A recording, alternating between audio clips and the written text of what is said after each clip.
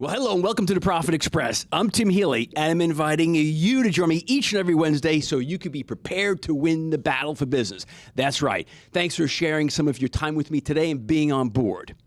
Now, it was back in May of this year that I tackled the topic of Budweiser and their disastrous marketing campaign with trans influencer Dylan Mulvaney. Now, at the time, the day before that campaign launched, Budweiser's market cap was $132 billion. About a month later, it dropped almost $6 billion. As of yesterday, Budweiser's market capitalization was $111.13 billion. So since this disastrous campaign happened and the boycott exploded and social media exploded, Budweiser, one of the behemoths, not just here in America, but globally, obviously, lost about 15% of their market cap and stock value. Now, I really didn't think I'd be doing, a revisit of this show. And it was the episode was entitled, Did Bud Light Get It Wrong? And as you know, I had my resident PR and crisis management expert on, Bill Corbett, Corbett Public Relations. You guys all know him. He's a great friend. He's a supporter, contributor, sponsor of the show. So he and I were discussing it back then. And when we were talking, it was kind of interesting. We didn't think that the boycott would really last much longer than a couple of weeks. I mean, after all, the Nike debacle with Kaepernick, that actually helped, spike Nike's sales. Gillette, they were fine with the boycott that they endured. And even more recently with Goya Beans and Spotify with the whole Joe Rogan incident, all of those companies weathered the storms. And as Bill had referred to, listen, basically in a couple of news cycles, a couple of weeks, people will forget about it and march on. But it's not the case. And the reason I am revisiting this, I'm personally very interested in it, and I'm just kind of curious, and that's why I'm having Bill back on the show today, to revisit why or really how a company like Budweiser, with their, you could call them limitless resources almost, could have screwed up crisis management so badly. So, Bill, I'm glad and I'm thankful you are willing to come back on. It's a pleasure, as always, to have you. How you doing today? Are you going to play my words back to haunt me from a few months ago? Well, listen, thank you for being a good sport. What did I say? Well, let's cue it up here. And I'm going old school. I got the clip just before the show, so I'm going to play it right into the mic here. Here we go. Look, Americans have short memories. They're gonna. I wouldn't be surprised if you see people walking down the street with cases of Bud Light. In a couple of weeks when it gets hot and Memorial Day rolls around. They forget. We forget about this stuff after it's out of the news cycle for a week or two. We did. Unfortunately, have short memories. So that was the clip, May 3rd of this year. And now, before I get your response and your ability to defend yourself. When we were talking about it, I'm like, yeah, you know what? I pretty much thought Bill was spot on. I did not see this boycott really having legs. And I didn't see a company, a global behemoth like Budweiser, which now AmBev, it's a European-owned company. I didn't see them losing 15% of their market capitalization stock price. So you hear this quote from yours truly yourself there, Bill. What say you? Yeah, it's. I feel like I'm watching the news and they're playing clips of a politician who said something and they busted them. But it was my opinion, and I was wrong, and I fully admit I was wrong, and or misjudged what was happening. And as you said, they've lost a lot of market capitalization, that's stock value for us lay people, Sure. But in terms of actual dollars, it was probably like $400 million in losses, and local distributors were hurt. It's up and down up and down everything that there was a lot of damage everywhere. So we'll get into this, but companies, we thought that many of them, we've seen it, like you said, with Nike and others, were able to weather the storm, come back, and people kind of forgot about it. But there's something different about the world we're in today, in the woke, anti-woke society. This trans issue is controversial for sure, and it's something that resonated with people who were the customers of Budweiser, Bud Light, Ambev, and many of them have not returned. And now, no matter what list or data you look at, whether it's most popular or most consumed or most purchased, Bud Light, which was number one, is no longer number one. And it's some say it's number 10, some day it's number 3, but regardless, you're knocked off the perch, and now they're struggling to recover. And there's a lot of different things we can unpack about this one, but my thought about people having short memories, apparently not. If you offend them in some way and you don't like what they were doing, well, I guess that they're going to remember it and take a little bit of a boycott revenge upon the brands where they were once loyal to, and maybe those people are lost forever. Ironically enough, though, the people who were mad about what happened, then the trans community was mad because Budweiser and their marketing people didn't defend their decision to do what they did. So now you alienated both sides, which makes it even worse. Well, and that's one thing I want to bring up. So the CEO of Budweiser, Brendan Whitworth, so he abandons Mulvaney with his campaign, turns his back on Mulvaney. And in so doing, as you just said, he offends the trans community.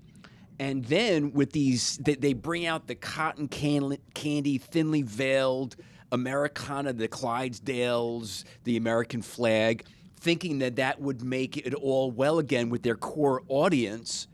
And it alienates two audiences in one shot. So here's my question to you. This is what I find puzzling. You are, as part of what you do, Corbett Public Relations, obviously part of what you offer your clients is crisis management. This was clearly in the realm of crisis management. I'm sure they could hire and afford people like Bill Corbett. So how 10,000 of me. yeah.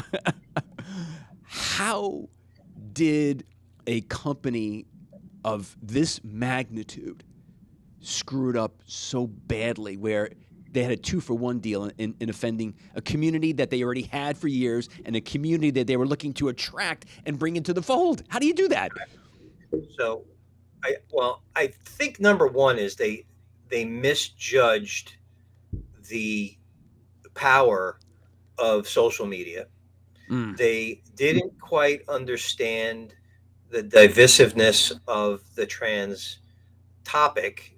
I'm not saying I'm pro or con anything, but the topic in and of itself, it's controversial, to say the least, and not understanding those two things. And honestly, they had a couple of marketing people who probably leaned on the wokey side and wanting to do these things, and ended up and by the way, it wasn't a full-fledged campaign. It was actually a very small situation where they had their Mulvaney was only brought on for one small little social media program or effort. It wasn't like a multi-million-dollar campaign. I think it was like a $15,000 campaign or something relatively small. They just sent her bought cans that had her image on it, and and that sparked the outrage.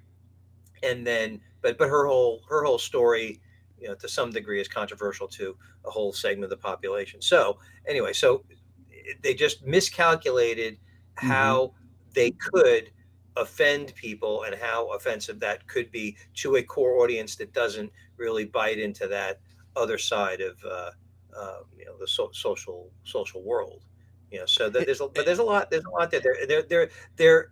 They probably should have done focus groups or done some other research to see how this type of thing could impact the brand, especially a very large brand like that. Those large brands are like big ships.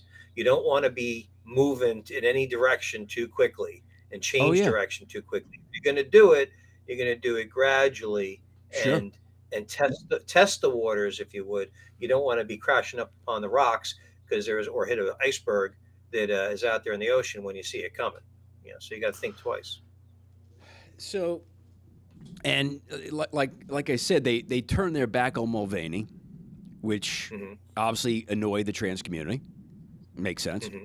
And then also, And their allies. So it's not just that the trans community is relatively small. It's less than like 1%, of the population of the United States, at least. And then but their allies probably represent 15%, and the people lean sure, to yeah. it'd be helpful to them or understand their situation, probably maybe 20-30%, but still a minority. Yes. So yeah, so then you have that, and then now the marketing executives, she didn't appear too bright, and she kind of insulted, the core fans by saying, oh yeah, Bud Light is just a frat house kind of beer, and maybe that insulted some core people. But she But, said it but was a brand in decline. yes, yeah. So yeah, they're trying to go after another segment, which all businesses want to do. But here's another point with, from the CEO perspective at Bud Light. So they abandoned Mulvaney, but then also he basically throws the two executives under the bus, saying, "Oh yeah, they took a leave of absence." Where after the fact is like, "Yeah, no, we didn't. It was a forced leave of absence." So it just seems on so many fronts. I'd like to get your opinion. It seems like Budweiser was just so arrogant as to, we screwed it up. Yeah, we're not about being divisive. We're about a beer, having fun, bringing people together. Bringing people together and talking over a beer, I think, was some similar to what the quote was. Yes, but well, Right. Tim, you have to understand, that's the corporate world. You make a mistake, or even if it wasn't necessarily a mistake, you take a risk, you try something, and if you fail, well, your head's on the chopping block, and that's just the way it is in the world today, and that's the way it is in the corporate world. Maybe they were sent off to some foreign. She can handle the beer distributing marketing in Alaska or something, but they'll they just can't. They can't survive in that world, and they'll have to move on to someplace else. You're only in marketing. You're only as good as your last campaign, and Right. that one wasn't too successful for those folks, and someone's head's got to roll. Those are public companies again. So if decisions that are made cause stock value to decline, then heads are going to roll, and that the CEO is responsible for stock value. And if the board and other people think things are going in the wrong direction, we'll see you later. Now, let's go back to Nike with Kaepernick. I think that was 2016. And at the time, that was a huge controversy. That was a huge controversy. And a lot of people are in uproar. But here's the difference from what I've read is, and again, Nike's, sales actually went up significantly. I think the big difference is Nike stood by their decision to align with Kaepernick, where Budweiser didn't. Do you think that could be one of the basic reasons why they stuck by it, but they didn't stick by it? I think they stuck by it for the time being, and they slowly weaned off it versus dropping it immediately, right? Oh, they did. Okay, I didn't know that. Yeah, that's what I perceive anyway. And they're not doing it now, and Right. he's not around. So sometimes it's best to do nothing. There's the saying in medicine, first do no harm. So that means Right. just don't change anything, don't do anything, just kind of stick to what you're doing. Right. Other times we tell people in crisis management, just shut up, don't say anything else, and just try to get through the bumpy part of the situation. And then 3, analyze what's going on, and then make a decision based on the numbers over the course of time. So let's take the conversation away from the Goliaths like Nike and Budweiser. So in my world and in your world, we're dealing with typical small businesses, right? Say a small business, because again, small businesses are very active on social, and we all know that some crazy things can happen on social, and they can get your company in a little hot water. So somebody reaches out to you, typical average small company, and they're in a bit of a crisis. What are some of the cornerstone strategies that a business owner, CEO, right away has got to step into? I mean, well, obviously, every situation is a little different, right? Sure. Whether it's unfortunately, I've had situations with bankruptcies and accidents, and people have gotten hurt, Mm-hmm. and lawsuits and all sorts of things. So every situation is different. But first, you have to understand that, and this is, we'll just take the scenario that the media is calling you. So it's like, you can't hide under a rock. Somebody's got wind of something, and they're going to be reaching out. So typically, it is, well, hopefully, one, you've been doing good, positive things in your community, so you have what we call a reservoir of goodwill. Like, people in your community like you. You're a shoe store, or you're a restaurant, or you're some kind of business, and people like you, and you've been there for a while, so people know that you're not really a bad business, right? Sure. So that's one. You always have to be proactive. That's the best defense against a negative situation. And two, you got to assess the situation and determine, one, do I need to say something? Two, if I do need to say something, how am I going to say it? And three, if I don't say something, does it make it worse? And four, I guess, is if you do say something, will it make it worse? Because you have stories that can have legs, as we call them in the business, where they can last 2 and 3, 4 or 5 days.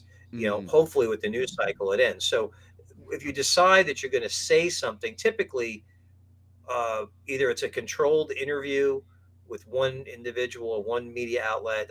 Wouldn't put people in front of a press conference and have them answer a barrage of questions. But usually we issue a statement and answer questions, one at a time, or not selectively, but we answer questions via email from the business involved. And again, every situation is different. And a lot of times the cases we're talking about now with Bud Light and Kaepernick and, even Target and others, they're not involved with legal situations, and no one's been hurt. So you don't really have the problem with a lawsuit. So those are different kinds of strategic situations you got to look at, because you're looking at protecting the brand versus protecting against liability. So there's a difference in those scenarios. But I'm a firm believer that you should be as forthcoming as you possibly can. Share as much information as you can. Look, Bud Light put their marketing person out there. They did some interviews, and they weren't very good, but they did put them out there. They didn't hide, and I give them credit for not hiding. But the fact is, maybe in that case, they shouldn't have said anything, put out a statement, and then hopefully let some things run their course.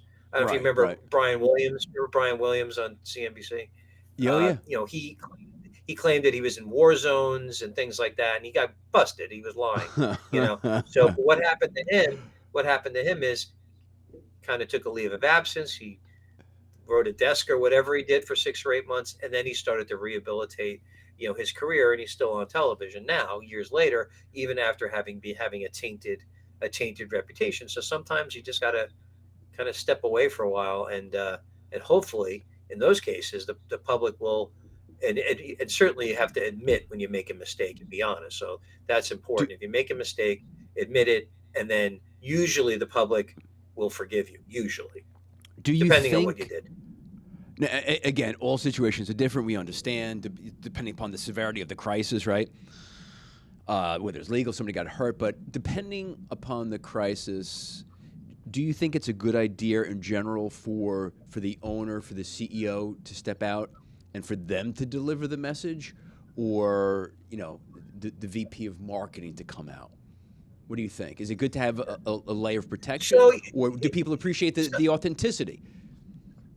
It depends a little bit. Like, if something happens with Ryan Reynolds, football, soccer team over in England, if something happened there, well, everyone knows he's the owner, and if something did happen, they would expect to hear from him, right? Because they know him as a brand in and of itself.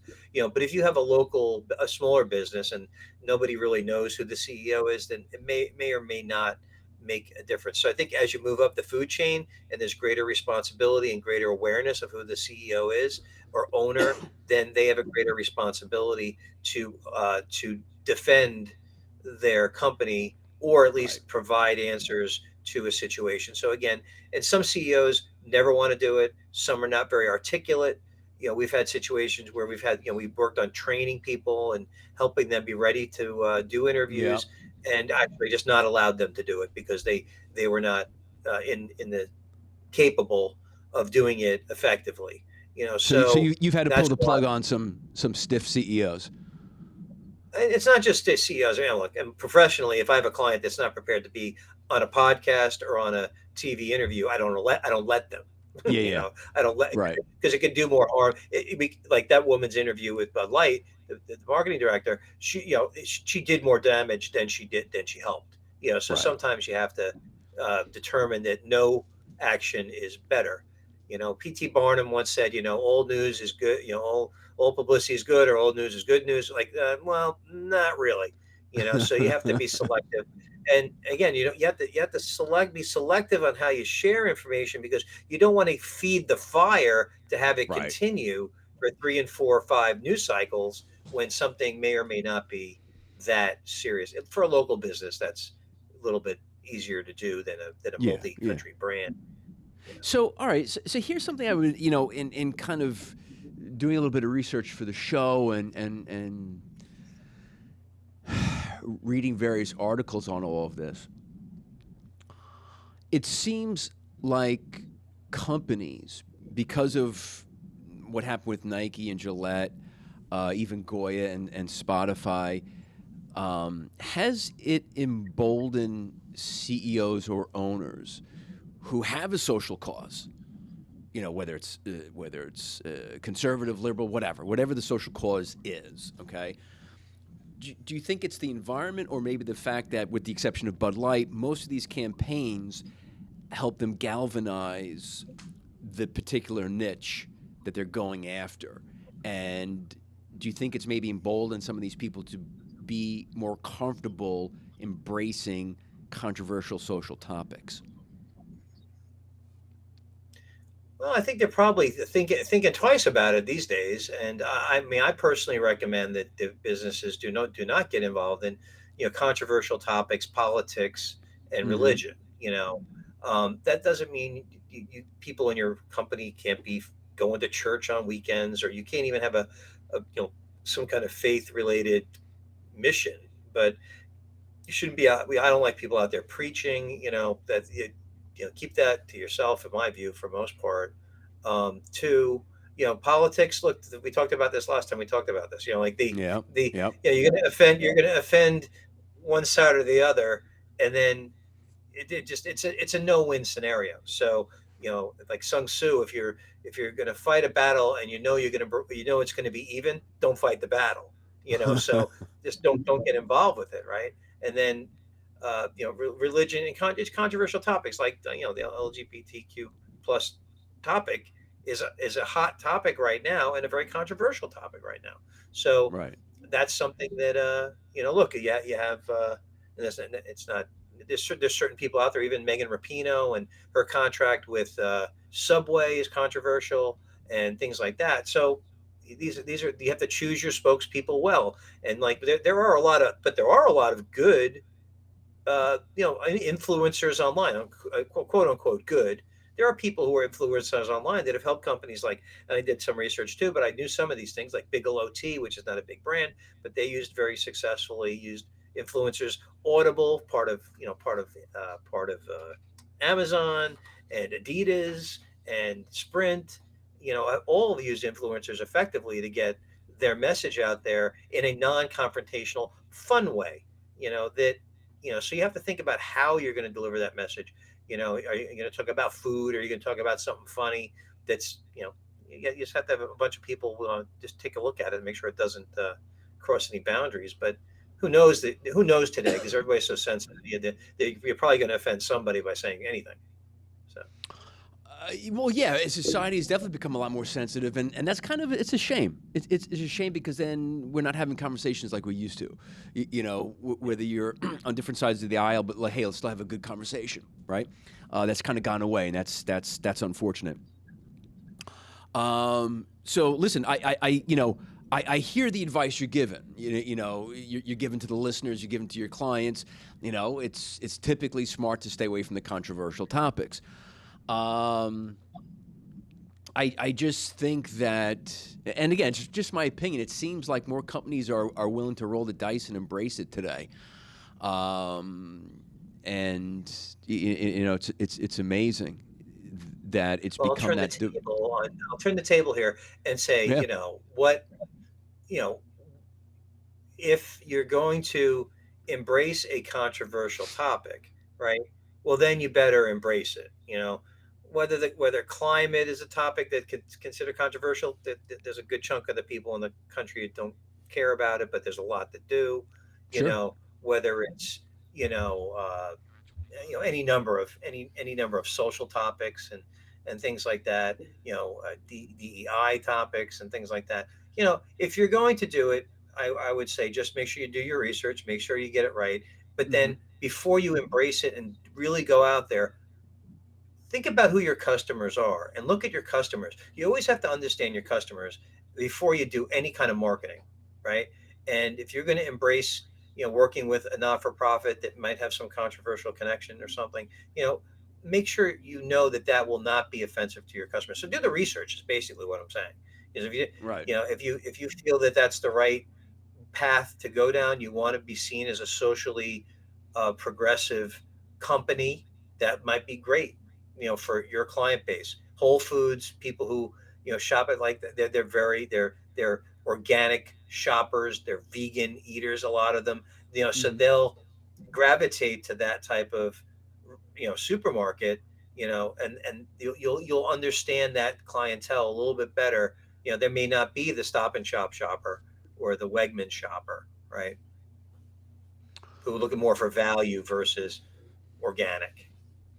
Yeah, Whole Foods is, to me, like you said, it's more like the lifestyle kind of supermarket compared to the Stop and Shops of the world. Um, Yeah. do you think, like, yeah, you do the research, and it seems like Budweiser didn't spend 5 minutes doing research. I'm still baffled by it. Or maybe they were just so trying to do everything and please everybody, and by Right, doing that, you please nobody. right, And that's right. that's that's probably part of it too. That's like I've said to you before. There's riches in the niches, right? It's great to Yeah, focus on a small right. small segment of the market, but once you become a global brand, you have to think about everybody. You know, because if you offend people, you're talking millions of customers versus um, tens of or hundreds of customers. And a big difference between Bud Light and Nike as well is Nike, people buy one or two or a handful of pairs of shoes a year, high ticket price. But Budweiser, you buy every weekend, you Right. know. So Yeah, and, yeah. and you consume it. So there's a different connection between sneakers and a food product or an alcohol, beverage product. So Right. everything falls into a little bit of a different category. There were stories about people saying they did not want to be seen at bars holding a Bud Light. People would make fun of them. You know, and this is stories that were in the news. But no one's really going to make fun of somebody for wearing a pair of Nikes because everybody's wearing them. So Well, that's a that's kind of different. fun. Uh, Yeah, but think about that though.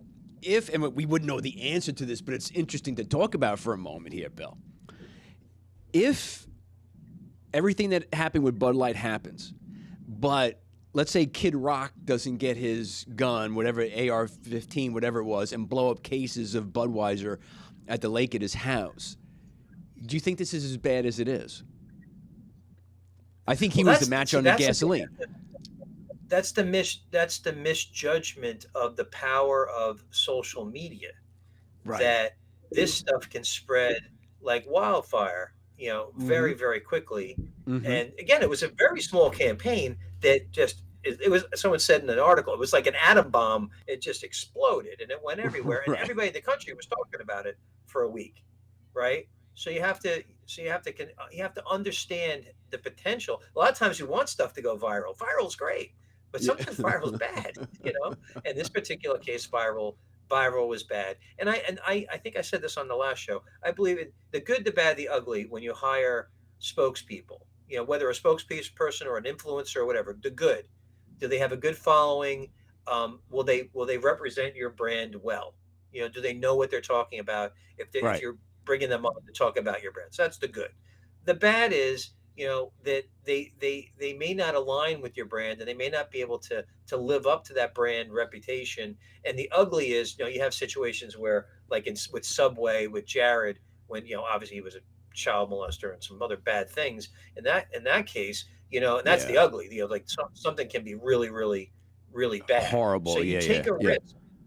Anytime you hire a spokesperson or an influencer, you're taking a risk. So you have to take that into consideration, whether or not you Mm-hmm. should do that. There's a lot of businesses that don't use spokespeople just because that reason, because they don't want to deal with the potential blowback of that type of situation. So There you go. Well, listen, I'm glad I had you back on. I did want to revisit it, and it was funny to hear our conversation from back in May. And like I said, I'm as shocked as you were. I thought it was going to go away and kind of die out in a couple of weeks, and maybe it was the Kid Rock match on the gasoline. I got to just say though, although the company lost market capitalization, and Yeah, although the company lost $400 million, the Budweiser consumption, Bud Light consumption is ticking back up. It's not what I had predicted, where everyone's going to be at their barbecue on Memorial Day, but it is ticking back up. Will it ever make it back to where it was? That's to be seen. right. It's still in the top 10. It's still a very widely consumed beverage. If you and I owned it personally, we'd be very well off, you know. And but let's see what happens. Let's revisit this in a year and see where we are Memorial Day next year or the week before Memorial Day and see where we are. And I would venture to guess that I'm not going to say it's going to be back to pre Mulvaney days, but maybe it will hold its own or it will get a little bit better because despite everything, they do have a large number of people who consume the product, and it is distributed very widely. The people who I feel saddest for in this particular situation are the people who work in the brewery, the people Yep. who are the distributors, because they're the ones who really had nothing to do with it, and they lost their jobs, and they, some of those plants, I guess, Yeah. reduced production, and then Budweiser sold off 4 brands, including Blue Point, which is located here on Long Island. Right. Well, listen, to me, it was just very interesting, unexpected, and if nothing else, it teaches all of us, no matter how big or small you are, know who the hell your core audience is. Do your freaking research. Do not get caught with your pants down. I mean, that was just horrible. First, do no harm. Bill, as always, thanks for jumping on board the Profit Express, my friend. Great talking with you. You're welcome. We'll see you next time. You got May of 2024. Yeah, late Memorial Day of 2024. Bill Corbett. Stay tuned. And this is the Profit Express. And remember, hey, listen, you know the deal. Follow the show, Instagram, Twitter, blah, blah, blah. Like, follow, hit the bells, hit the notifications, YouTube, etc. For shows just like the one I had today with Bill Corbett, Crisis Management, as we're talking about the fact that, believe it or not, over 4 months later, we're still talking about the debacle of Bud Light and Dylan Mulvaney. So until next time, this is the Profit Express, and we're here to win the battle for business.